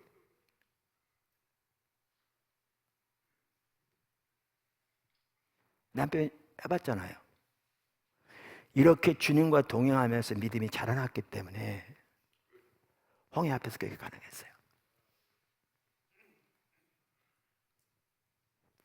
근데 제가 말하고자 하는 바는 믿음은 환경에 의존하지 않아요. 그건 믿음이 아니에요. 그건 환경을 의지하는 거지. 하나님을 믿는 참된 믿음은 하나님과 관계에 의존해요. 그래서 우리는 홍해 이 사건이나 이렇게 이 광야 상황에서 명확하게 볼 수 있어요. 근데 왜 이스라엘 백성들에게는 믿음이 가능하지 않았느냐 하면 그들은 하나님 자체를 찾지 않았고 하나님을 원치 않았기 때문에 하나님을 아는 게 가능하지 않아서 하나님의 길, 의직, 목적을 아는 게 가능하지 않았어요. 그들은 자기 형편과 처지를 위해 하나님의 도움만을 구하는 그 사람이 아예 찌들어져 있었기 때문에 하나님과 관계는 전혀 올바로 될 수가 없었어요. 하나님 왜 그들을 그리로 인도하시는지 거기서 하나님이 그들에게 원하신 게 뭔지 전혀 알지 못할 뿐만 아니라 하나님과 올바른 관계 가운데 있지 않기 때문에 하나님을 믿음으로 의지하는 게 가능하지 않았어요. 오늘날 제가 반복적으로 말씀드린 대로 이스라엘 백성들이 처해 있는 상황에 어떨 땐 정말 100분의 1만 닥쳐도 하나님의 백성들이 그들보다 더했으면 더했지 덜하지 않는 경우가 많아요. 똑같이. 그러면서 그게 불신한 사실조차도 모르고 있어요. 근데 왜 그러는가? 저들과 똑같기 때문에요. 주님의 길을 구하지 않기 때문에, 주님을 알기를 구하지 않기 때문에.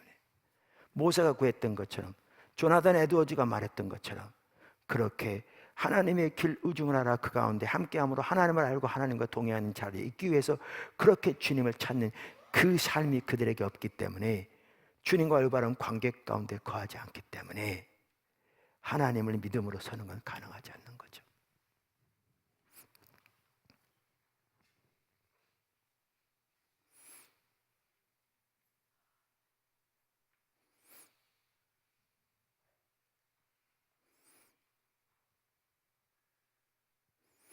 하나님께서 이렇게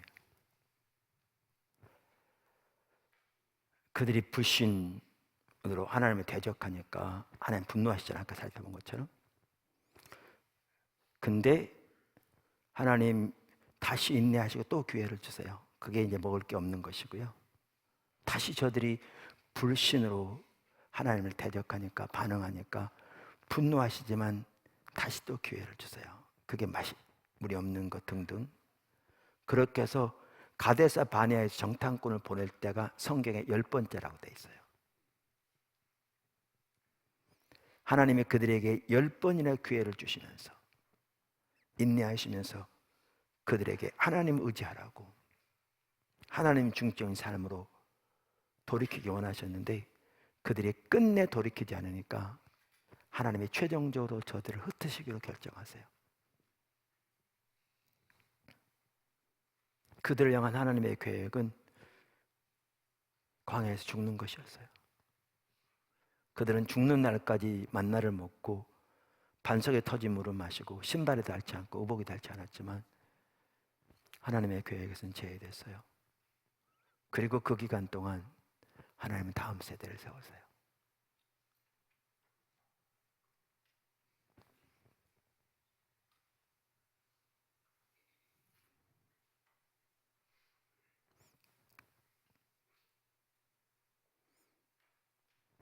포도나무 교회를 다음 세대 사역으로 확 돌이키신 게 2012년부터인가 그랬죠. 그때 제가 원주 캠퍼스에서 그 NWWC 우리 대학 청년분지 인도하고 있었는데 기억이 잘 안 나네요. 숙소에서 아침에 일어났는데 성령께서 강력하게 임재하시더라고요. 저 숙소에서 일어나면요, 어떨 때는 여러분보다 더 못해요. 때로는 기도 간단히 하고 뭐 다음 들어가서 뉴스 보고 뭐 그래요.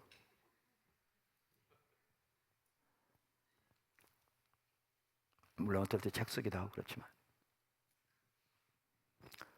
그냥 보편적인 일이에요. 근데 그날은 특이했어요. 그런 날이 거의 없었어요. 그 전에도 그 이후에도 성령께서 강력하게 임재하시더라고요. 그러면서 그동안 전국 컨퍼런스, 지역 집회, 연합 집회 다양하게 하나님의 말씀을 전했는데 광야라든 생활하던 이스라엘 백성들처럼 어른 세대가 은혜는 받는다고 할지 모르지만 이내 돌이켜서 옛날 방식으로 돌아가고 근본적으로 하나님께서 원하신 대로 하나님 중심으로 돌이켜지지 않는 게 제 눈에 쫙 보이더라고요. 쫙 주마등처럼.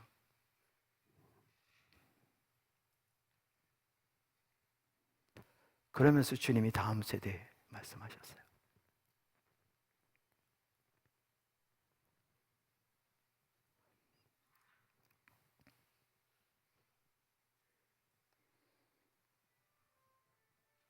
저는 개인적으로는요, 이렇게 말하면 또 뭐 돌 맞을지 모르지만 오늘날의 어른 세대 교회 정말 하나님 알고 존재를 사랑하고 영적 리더십만 하더라도 철저하게 하나님의 기준대로 교회 리더십이 세워지고 예배 하나님 중에 세워지고 성도의 삶이 하나님 중에 세워지도록 돌이켜지는 거 거의 불가능할 정도라고 저는 생각합니다. 돌이켜지지 않는 거죠.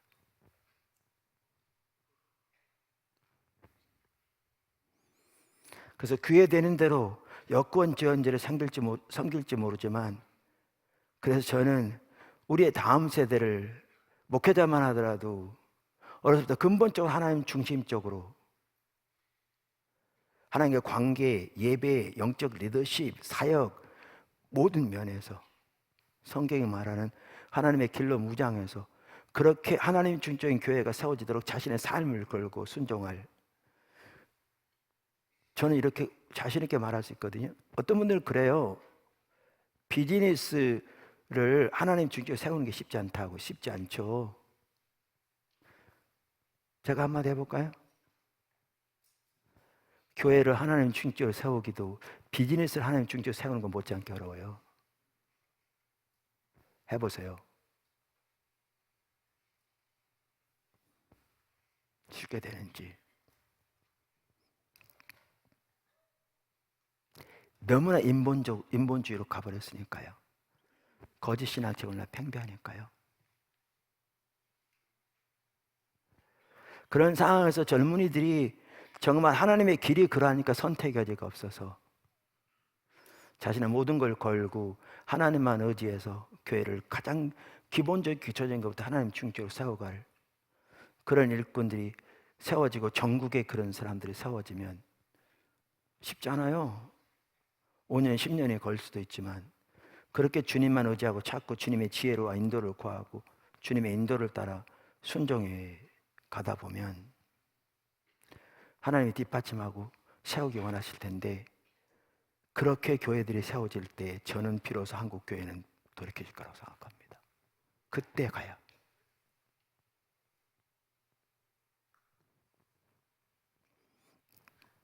그때 가야. 그렇게 안 됐으면 좋겠어요. 제가 보는 게 틀렸으면 좋겠어요.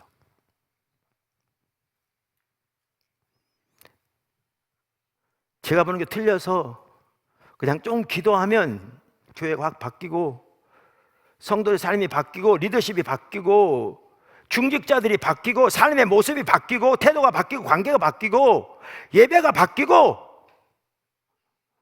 삶이 바뀌었으면 좋겠어요. 그리고 어느 날 갑자기 부흥이 와서 교회가 차고 넘치고 그 물이 흘러넘쳐서 사회가 변화되고 하나님의 이름이 다시 높임을 받고 칭송을 받고 그랬으면 좋겠어요. 근데 제가 보기에는 그렇게 되지 않을 것 같아요.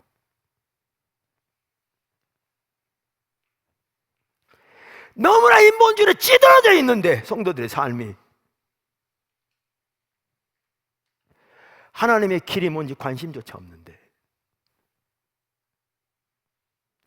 사역자들만 하더라도 외부적인 세상의 관점에 성공하면 되는데, 그러니까 메시지만 하더라도 너무나 사람에게 조금이라도 이렇게 강하게 하지 않고 해서 너무너무 부드러운 메시지만 가득한데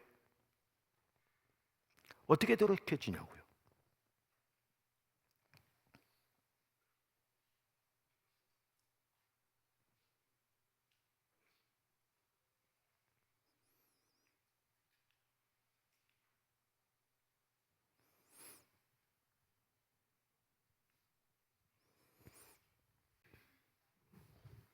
세 번째 특징, 불순종입니다. 오늘 그 히브리서 3장 18절 19절만 하더라도 그들이 가나안 땅 들어가지 못한 게 불신 때문에, 그리고 불순종 때문이라고 그렇습니다. 거기 보아도 불신과 불순종은 연결되어 있습니다. 그러니까 가데사 바네아의 사건을 본다면 그게 마지막 10번째거든요. 하나님이 그들을 시험하신. 하나님께서 들어가서 그 땅 차지하라고 그랬어요. 이 말이 무슨 말인지 아세요? 지금까지 9번까지 거역했지만 지금이라도 믿음으로 순종해 나가면 하나님 그 주시려고 한 거예요. 그 뜻이에요. 안 그러면 하나님 말씀 안 하세요. 사울에게 13장에서 그를 버렸다고 말씀하시는데 15장에 다시 가서 아말렉을 쳐서 하나님의 심판의 대행자로서 그들을 치라고 하신 것은 그가 순종하면 다시 그를 쓰시려고 하신 거예요. 하나님이 그의 마음에 완전히 버리셨으면 두 번째 말씀 안 하세요. 하나님께서 요나에게 니느웨 가서 말씀을 전하라고 했는데 요나가 하나님의 말씀을 거역하고 다시스로 내려간 배를 타고 도망가다가 하나님이 고래를 보내서 바람을 보내고 고래를 보내서 뱃속에서 3일 동안 인 다음에 니느웨 배 통하게 하셨는데 그때 하나님께서 요나에게 두 번째 말씀이 맺다고 그러는데 그거요 순종하면 쓰시려고 말씀하신 거예요.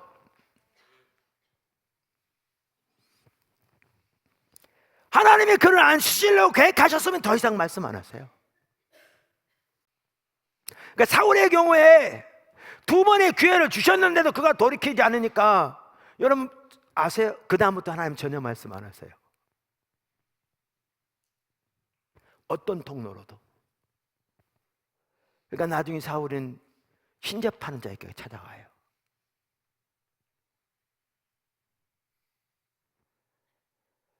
아홉 번까지 그들이 하나님을 거역했지만 10번째 그들에게 말씀하셨다는 것은 지금이라도 순종하면 그들을 쓰시겠다는 얘기예요. 안 그랬으면 얘기 안 하세요. 그랬는데 그들은 정탐꾼을 보내게 해달라고 그래요. 각 지파마다 한 명씩 그 두령 대표를 뽑아서 리더들을 뽑은 거예요. 보냈어요. 아시죠? 내용. 다녀와서 여호수아 갈렙만 긍정적으로 말하고 나머지 10명은 아주 부정적으로 말해요.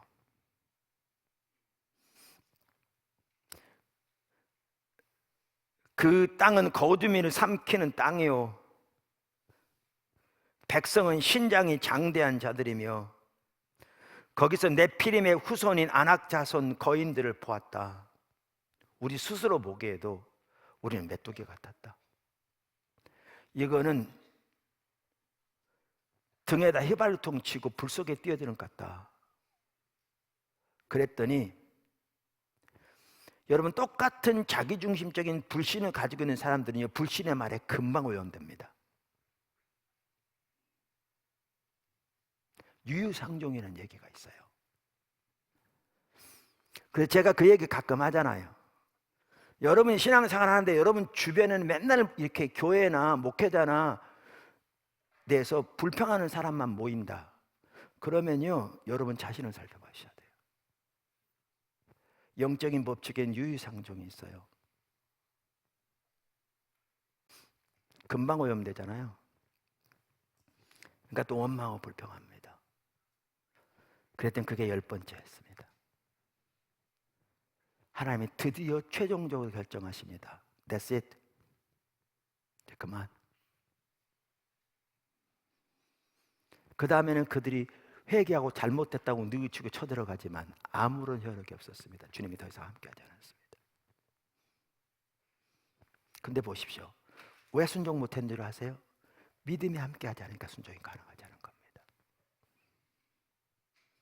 하나님이 애굽에서 그들을 위해서 하신 그 어마어마한 일을 전혀 기억하지 못하고 있는 거죠. 홍해 앞에서 행하셨던 그 어마어마한 일을 전혀 기억하지 못하고 있는 거죠. 그들의 믿음 환경에 의존했으니까. 불신과 불순종은 같이 갑니다. 하나님께서 이스라엘 백성들을 애굽에서 건져낼 때 모세 한 사람의 믿음을 통해서 역사하셨습니다. 그리고 이제 하나님께서 광야 생활을 통해서 이스라엘 백성 전체의 믿음을 세워가기 원하셨습니다. 왜냐하면 하나님과 동행하는 제사장 나라가 되려면 그 나라 전체가 하나님과 믿음으로 동행한 삶을 살아야 되거든요. 믿음, 순종. 그런데 1세대는 끝내 거역하면서 강에서 흩어졌고 38년 동안 다음 세대가 믿음으로 세워져서 가나안 땅 들어갑니다. 그때 요단강 가르는 거 보십시오. 여호수아의 믿음만이 아니라 제사장의 믿음이 갖춰갔습니다. 여리고성을 도는 걸 보십시오. 이스라엘 백성 전체의 믿음이 같이 갔습니다. 애굽에 나올 때 할례 받지 못한 자들의 모든 남자들 할례하는 거 보십시오. 모든 남자들의 믿음이 같이 갔습니다. 오늘날도 마찬가지입니다.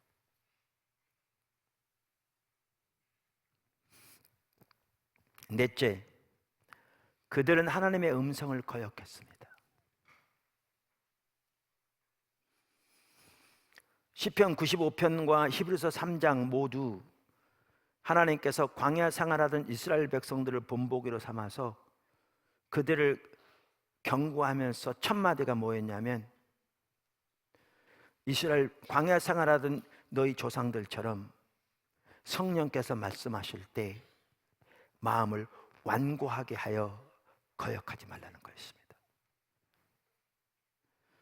근데 문제가 뭔 줄 아십니까?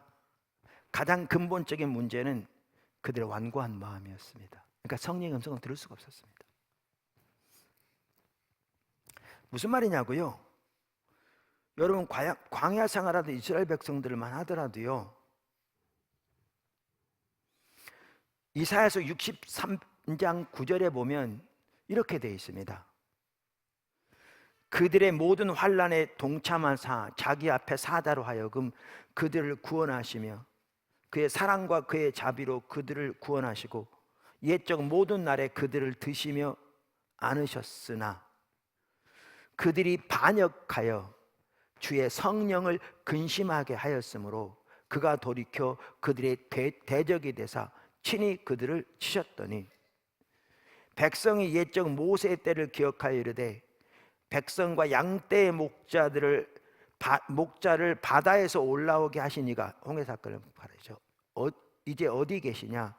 그들 가운데 성령을 두시니가 이제 어디 계시냐? 여기 보면 뭘 할 수 있냐면, 하나님이 성령을 그들 가운데 두사 성령을 통해 그들 가운데 역사하시고 운행하시고 그들을 인도하게 하신 걸 볼 수 있어요. 구름 기둥과 불 기둥 가운데 하나님의 임재뿐만 아니라 나중에 세워진 성막 가운데 성령이 임재하사, 그래서 이 아까 지금 이사야서 63장만 보더라도 성령께서 하나님의 뜻을 따라 인도하시고 그들에게 하나님 계획을 보이시기 원하고 그들을 빚으시기 원하고 그들을 다듬어 가기 원하시고 인도해 가시는데, 그리고 그들이 빚어져서 하나님만의 믿음을 의지하고 하나님 입에서부터 나오는 말씀으로 살고 이렇게 하나님 중심으로 돌이켜지기 원하는데, 그들은 그런 하나님의 의도 의중을 전혀 알지 못할 뿐만 아니라 거기서 귀도 안 기울이고 거기에 전혀 합지 안 하니까 그걸 두고 뭐라고 말씀하시냐면 그들이 성령을 근심했다고 말하고 있어요. 이사야서 63장.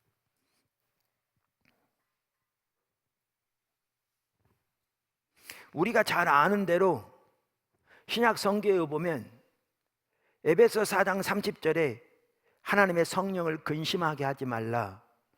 그 안에서 너희가 구원의 날까지 인치심을 받았느니라. 이렇게 돼 있어요. 오늘날도 하나님께서 우리를 그렇게 빚어가시고 하나님 중심으로 세우시기 원하시고 우리의 환경과 삶을 통해 우리의 믿음을 테스트하실 뿐만 아니라 하나님의 자원을 사는 삶으로, 하나님의 목적을 위해 사는 삶을 하나님의 방법으로 사는 삶으로 우리를 빚어가시고 이끌어가시고 반복적으로 때로는 기회를 주시면서 인내하시면서 다시 기회를 주셔서 돌이키게 하시는데, 우리가 그런 하나님의 의중과 뜻 전혀 무시하고 그걸 알기도 원치 않으면서 그저 우리 목적과 피로 채워지면 되는, 그래서 그런 문제가 있을 때마다 때로는 밤낮을 기도하고 작정 기도하고 금식 기도할지 몰라도 이스라엘 백성처럼 하나님의 뜻 의중을 알고자 하는 마음 전혀 없는, 모세와 같이 그렇게 하나님의 길을 알아 주님을 알고 주와 함께 하기를 원하는 그 마음이 전혀 없는 그런 삶, 거기서 돌이키지 않으면 그게 성령을 반복적으로 근심케 하는 거예요.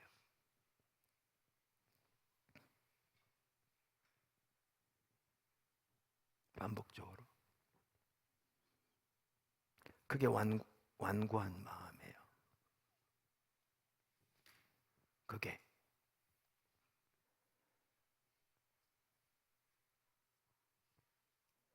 그러니까 당연한 결과는 성령의 음성을 못 듣는 거였어요.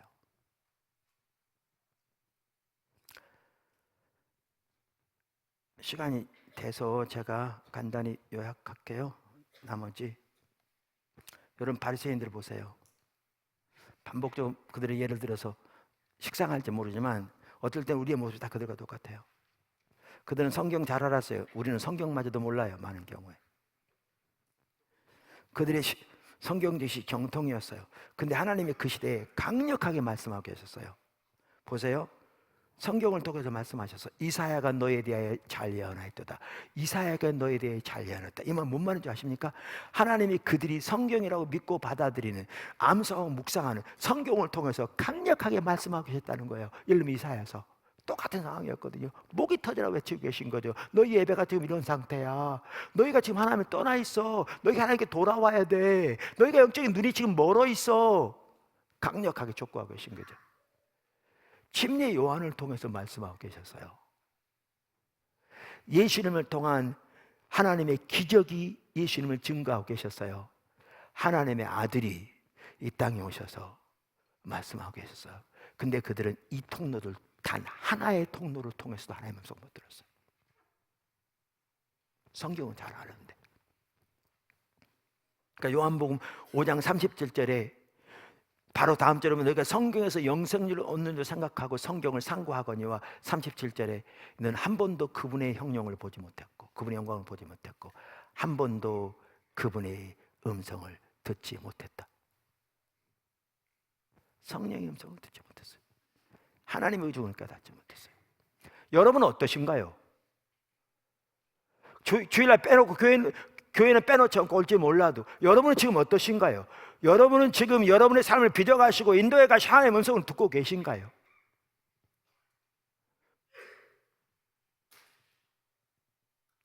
성령의 음성을 듣고 계신가요?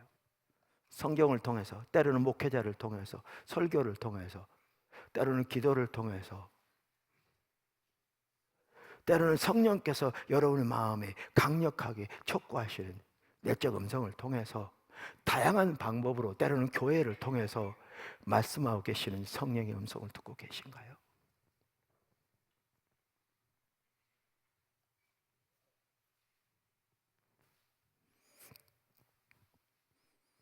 하나님을 구하지 않으면 이렇게 됩니다. 다섯째, 그들은 하나님을 분노했습니다. 아까 그들은 40년 동안 하나님을 분노했습니다. 그래서 시편 95편 10절에도 그렇게 나와 있고요. 아까 읽었던 오늘 본문에도 아래쪽 보시면 그들이 40년 동안 하나님을 분노했다고 나와 있습니다. 근데 여러분 이걸 기억하시죠. 한 가지만 말하고 넘어가겠습니다. 여기서는 지금 시간도 다 돼서 그들은 40년 동안 하나님의 행사를 경험했습니다. 아까 봤죠? 전무후무한 어떻게 보면. 근데 그 동일한 40년 동안 하나님을 분노했습니다. 여기서 아주 중요하게 나옵니다. 하나님의 능력의 역사를 경험하는 것과 하나님이 기뻐하시는 하나님의 신임은 별개입니다. 우리는 어떤 사람들이요, 은사만 좀 강하게 나타나면 자기가 그 은사를 가지고 전혀 하나님의 길대로 사용하지 않고 자기 정욕과 욕심, 자기 이름, 자기 경제적 이득을 위해 사용하고 하면서도 자기가 하나님 분노케 한다는 사실을 전혀 모르고, 어떤 교회는 교회만 숫자적으로 성장하면 성도들의 신앙이 어떤지, 거기 전파되는 메시지가 어떤지, 아니면 하나님의 백성들이 정말 주님을 추구하는지, 주님의 뜻에 삶이 드려지는지, 하나님의 말씀에 기꺼이 순종하고 하는지, 이런 걸 전혀 살필 것 없이 그냥 사람만 많이 모이면 자기들이 하나님을 분노케 한다는 사실을 전혀 깨닫지 못하고요.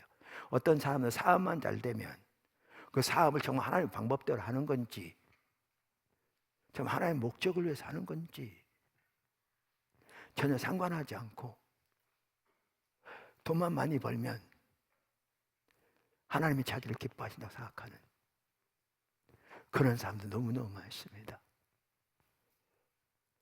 자기 온갖 이기적인 목적으로 기도하면서, 어떤 분은 제가 과거에 아는 분은 맨날 교회 와서 기도하는 게 그거였어요. 이번엔 30평대 아파트 넣습니다. 하나님은 당첨되게 해주십시오.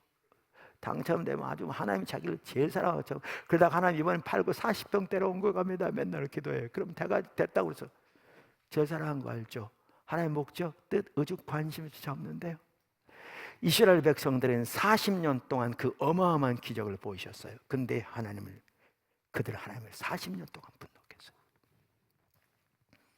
하나님의 행사와 하나님의 신임은 별개입니다. 이거 모르면 하나님의 관점이 자기 전혀 모릅니다.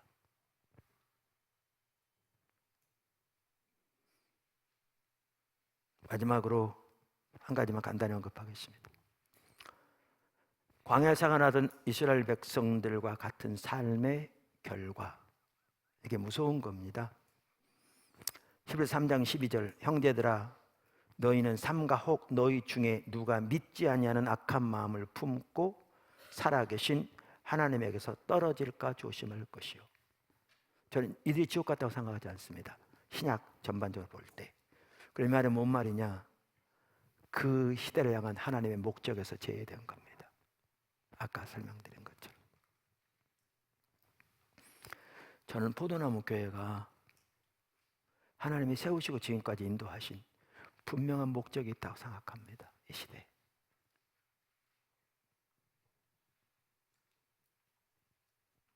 여러분이 그 하나님의 비전을 보지 못하면 여러분 눈이 영적으로 완전히 멀어 있습니다.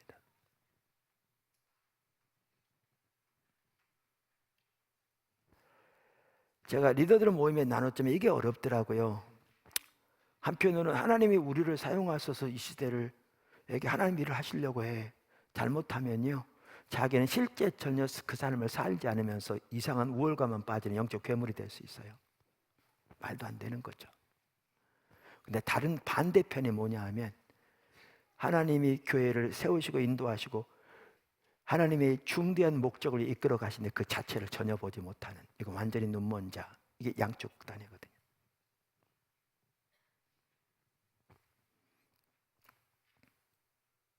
양쪽 극단입니다. 이 시대에 우리가 할 일이 있어요.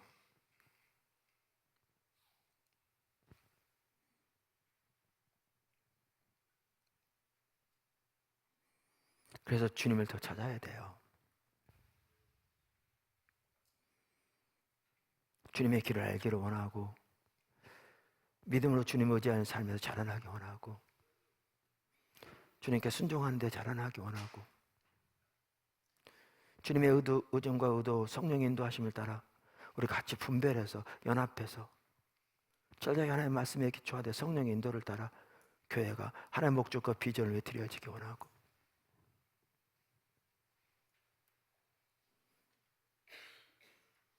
그렇게 자라나야 합니다.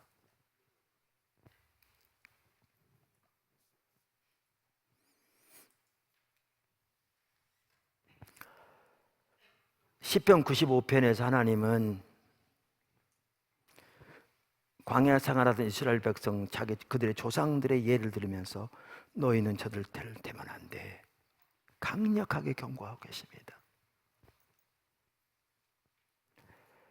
그 경고에도 불구하고 그들은 그들의 조상과 똑같이 살았습니다. 정확하게 똑같이 살았습니다. 그래서 그들은 흩어졌습니다. 열방으로. 주님이 오셔서 하나님의 이스라엘을 모으셨습니다. 어떤 학자는 주님이 이 땅에서 하신 가장 중요한 일이 이스라엘을 다시 회집하는 거라고 말씀하십니다. 12사도를 세우신 것에서 그걸 볼 수 있습니다.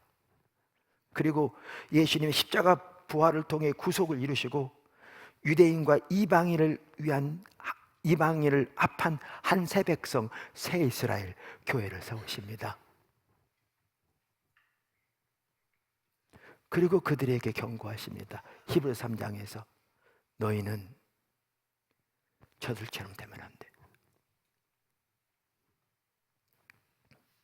절대 그들처럼 되면 안 돼. 그런데 오늘 너무나 많은 성도들이 그들과 똑같이 하고 있습니다. 어떻게 보면 대부분의 성도들이 그들과 똑같이 하고 있습니다. 어떻게 하시려고요? 제가 일부 예배 때 그런 기도가 간절히 나오는데 우리 깰 때가 됐습니다.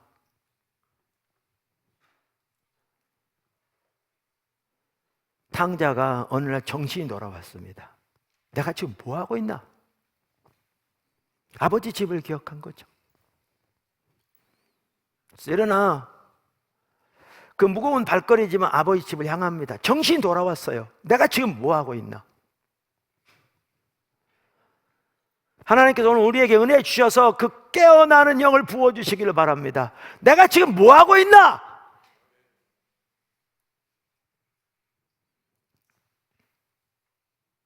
정신이 차려지기를 바랍니다.